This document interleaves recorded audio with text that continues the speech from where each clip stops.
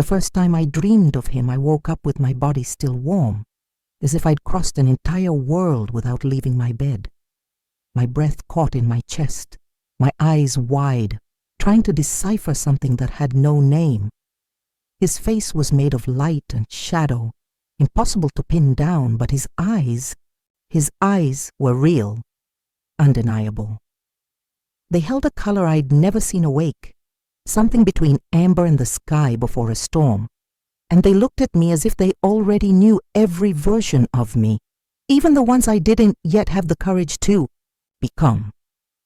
And what struck me most wasn't what he said, but the way my name slipped from his lips like a secret kept for centuries. He didn't call me the way others did. There was no formality, no imposition.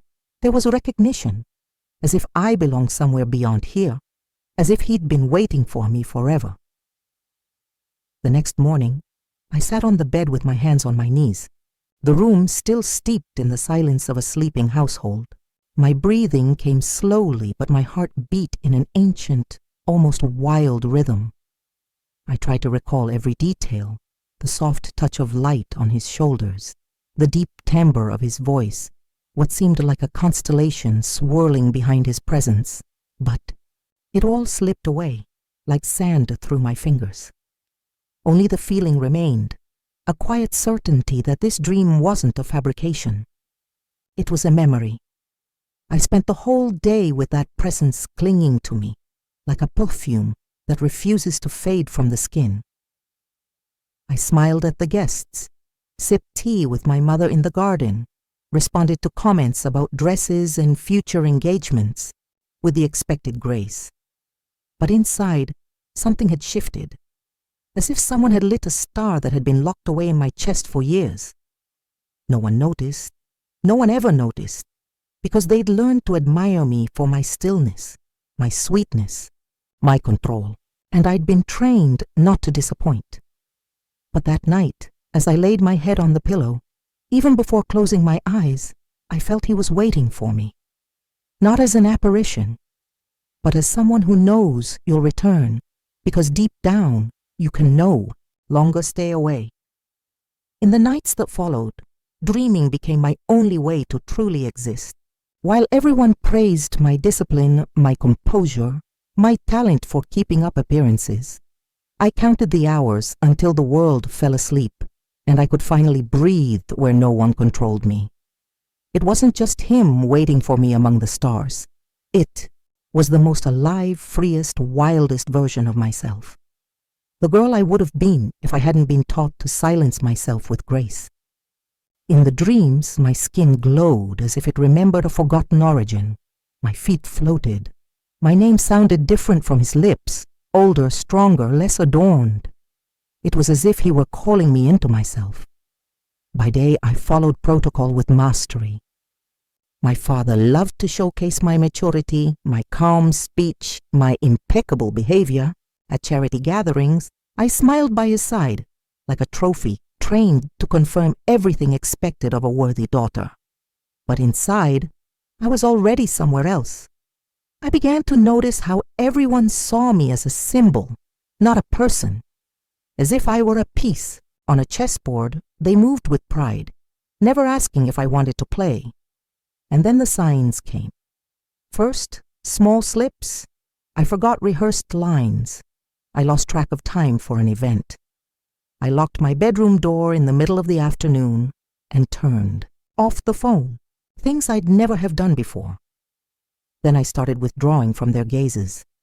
I escaped to empty libraries, hid in inner gardens where no one looked for me.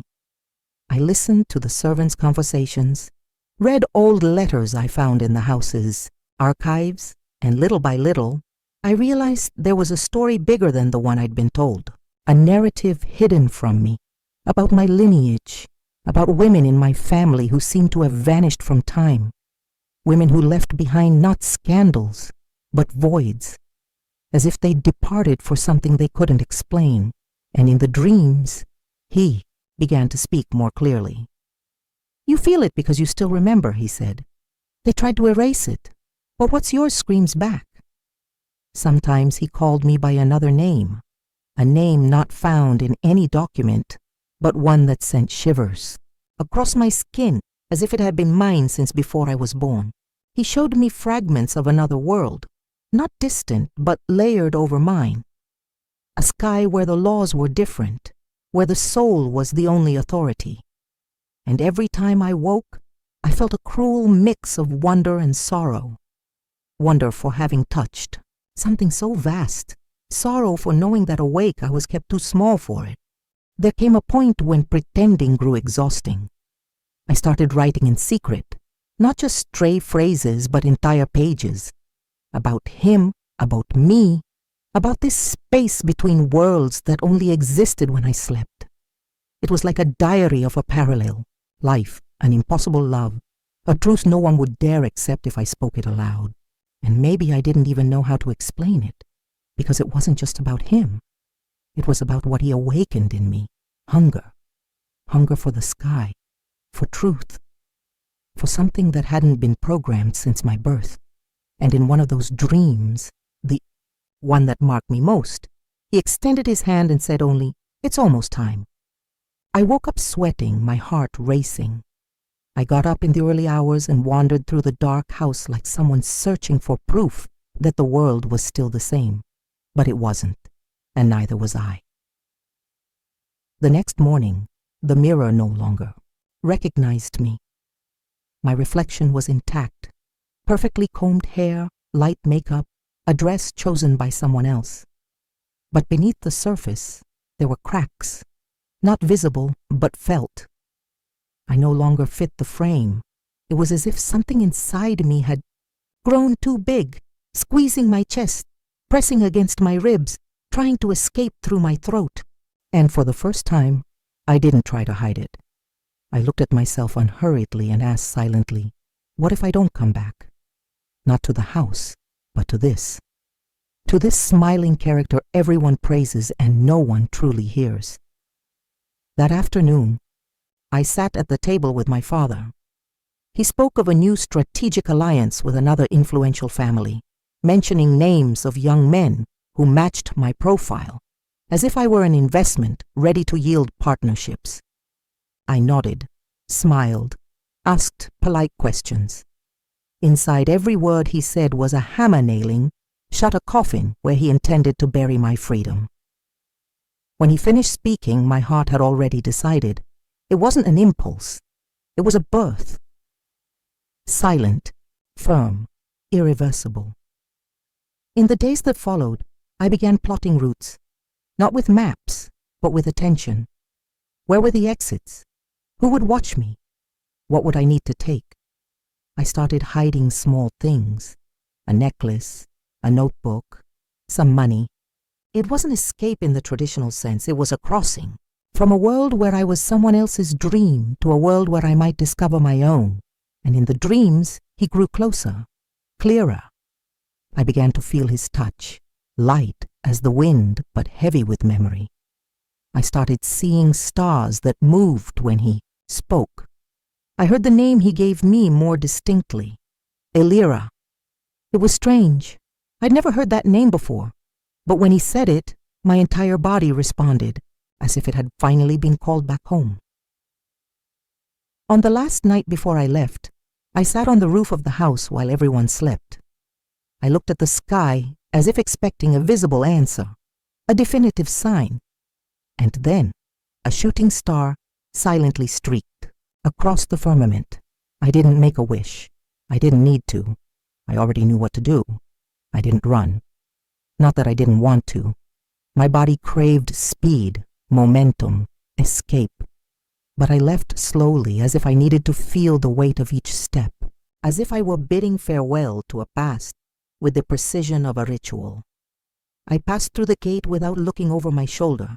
I carried only the essentials, a small backpack, a notebook full of truths that could never be spoken aloud, and the feeling of breaking an ancient curse passed down through generations of women in my lineage, all trained to smile, lower their eyes and become what others expected of them. I didn't know where I was going. I only knew I couldn't stay.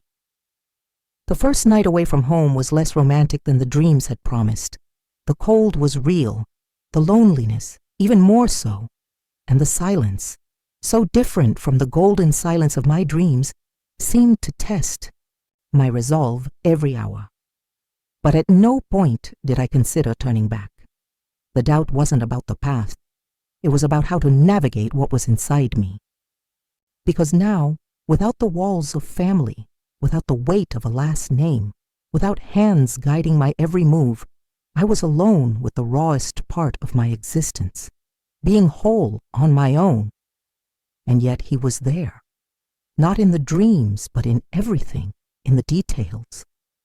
In the wind that blew from the right direction when I thought of giving up, in the unexpected glow of a lone star when I sat on a random bench, my soul in tatters, in the eyes of an old woman I crossed paths with, who, knowing nothing, said to me, "You carry a strange light, one of those that can't lie."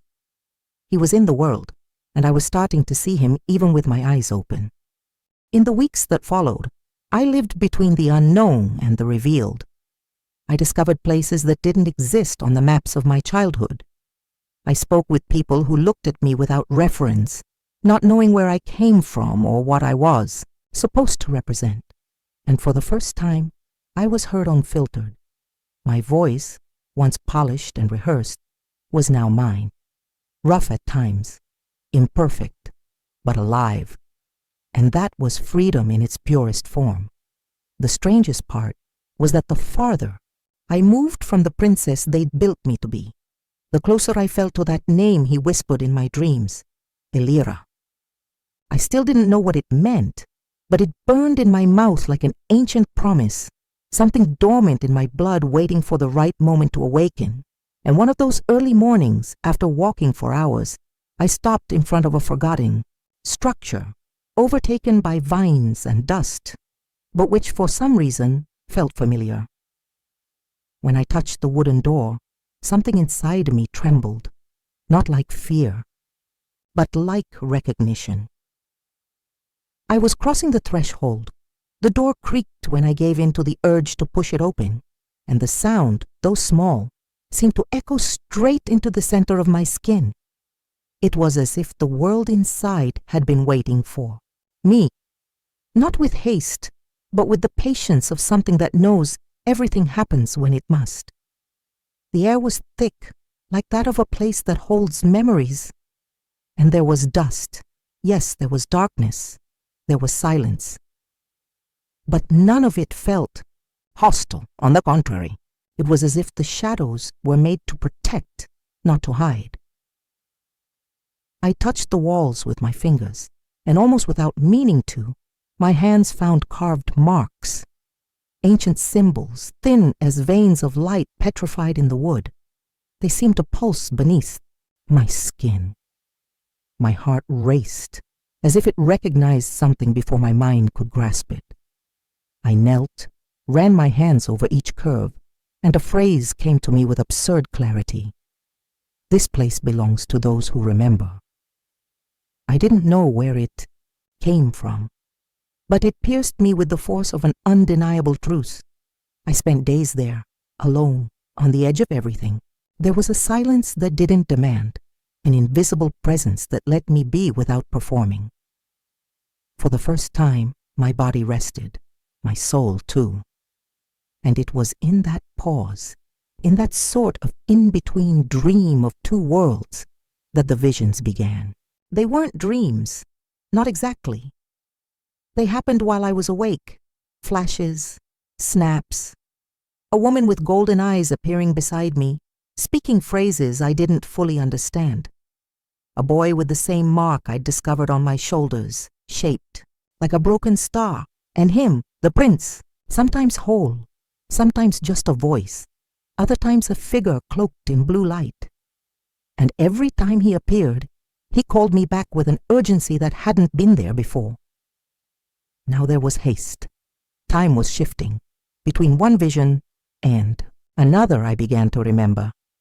Things no one had told me, fragments. A star above the forehead of a woman who seemed ancestral. An oath made under an open sky, soul to soul. A tear in the heavens, an exile.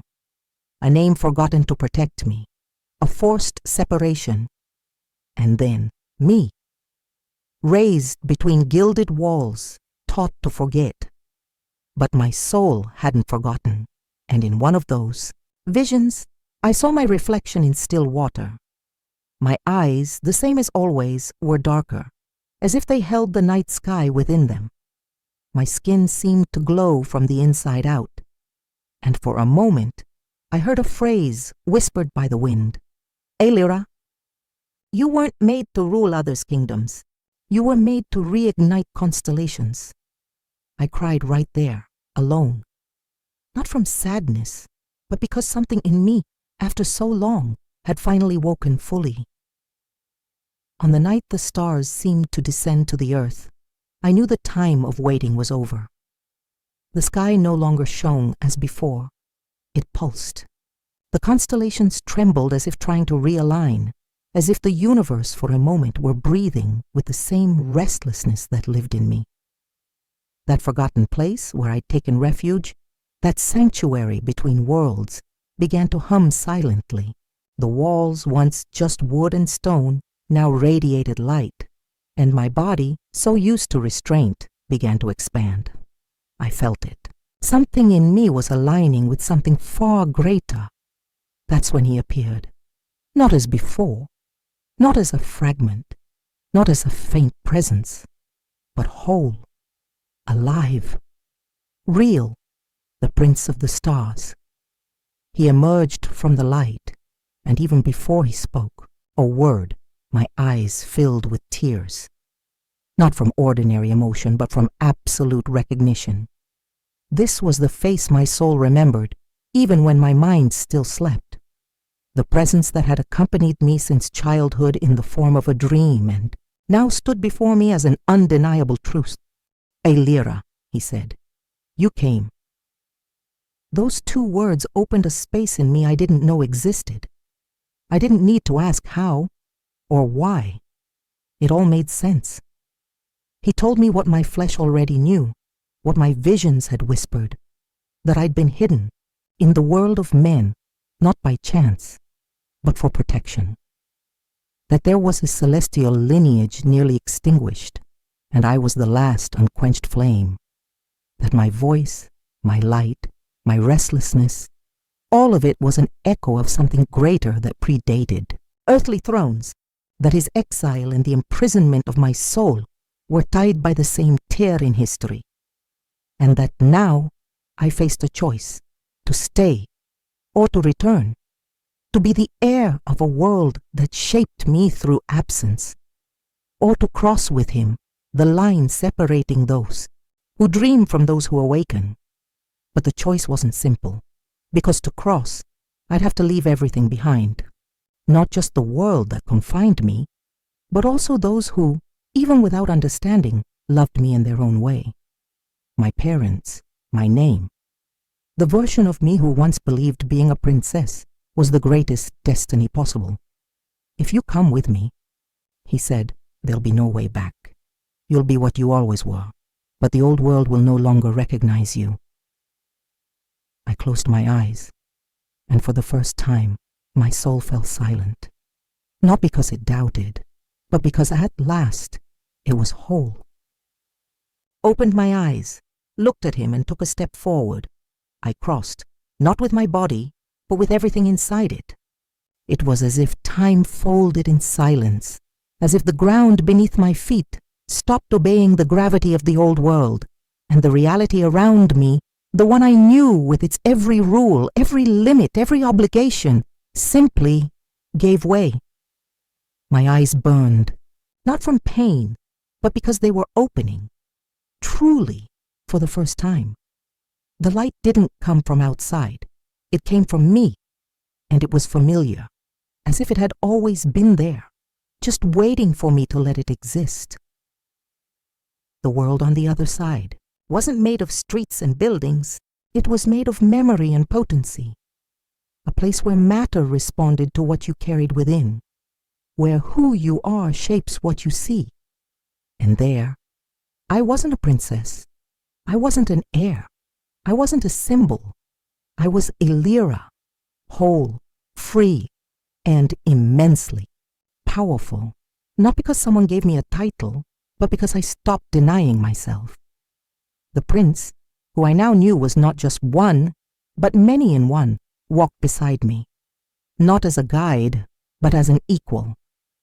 He showed me the traces of an ancient war, a war that never reached the earth because it was won in silence, through the destruction of memory. For centuries they'd erased names, diluted signs, hidden lineages, and I was one of those flames that slipped through. The last star of a forgotten system, reborn under an earthly identity to avoid being found. But now that I was awake, the balance was shifting. I felt it. The sky reacted to my presence. Some stars twinkled brighter. Others began to shine again, after ages of dormancy. And I understood. It wasn't about me. It was about everything that came through me. About all the others who also dreamed and never woke. About every soul that carried a spark and was taught to extinguish it out of fear of outshining. And then they brought me before the source, the origin point of everything, a place made of liquid light and ancient sound. There I saw fragments of what was, what could have been, and what still would be. I saw my mother cradling me, unaware she was singing a sacred song. I saw my father trying to protect me from a world he never understood. I saw every version of myself, the girl who obeyed, the young woman who questioned, the woman who left, and I understood. Nothing was in vain, not the imprisonment, not the escape, not the fear. It was all seed, and now I was blooming. Returning, in the human sense of the word, would never again be possible. The girl who walked through parties with rehearsed smiles, who memorized lines to avoid disappointing, who bent herself to fit others' frames. She no longer existed, and not with violence, but with the naturalness of someone who discovers. They were born to fly, not crawl begging for permission, but I didn't need to erase my past to become who I am. I carry it with me, not as a burden, but as roots. With every star I awaken in the silent sky of the new world, I remember the silence of my room, the whispers only I heard, the restlessness no one understood. That's where it all began. That's where Aelira already existed, even without a name. Now I walk between worlds. Sometimes I cross the veil for moments and touch the reality that once shaped me. Not as someone returning, but as someone sowing. Sometimes I speak in dreams to other girls living as I once did, surrounded by expectations, suffocated by perfection. I whisper truths in the early hours. I recall forgotten names. I ignite small lights that one day will burst into constellations. The Prince of the Stars, he's not my happy ending. He's my mirror, my equal, my link to something greater than both of us. We walk together, not as myths, but as living memory of what happens when someone dares to cross their own prison. Was taught to be royalty, but I was reborn to be cosmos. And now wherever I go, wherever my name is spoken, Aelira, the sky answers, because I am the daughter of light, the one who dreamed of the impossible and awoke as a star.